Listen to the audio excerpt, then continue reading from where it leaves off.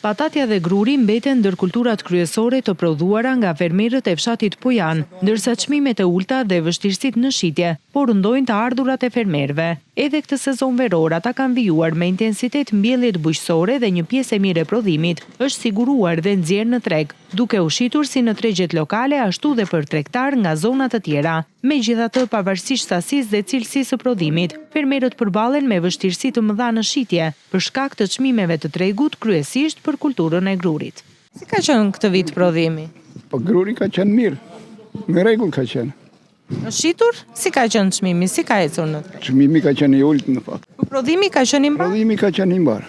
Ka grur pa shitur. Po patatet të vit si kanë qenë të prekura nga sëmundjet apo ka qenë i pastër? Po kanë qenë, ka patur e të prekura. Fermerët shprehen se kostot e prodhimit shpesh nuk mbulohen nga çmimi i shitjes, duke e bërë punën në bujqësi gjithnjë e më të vështirë. Nga patoret me grur, kam shitur po. Me kaq, jam i kënaqur më sa kisha edhe me atë 10 dyrim që kam. Si ka ecur çmimi, duke qenë se vitet e fundit ka patur problem? Shumë ulët.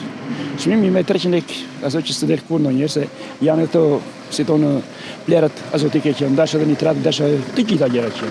Ato janë të shtrenjta më shumë.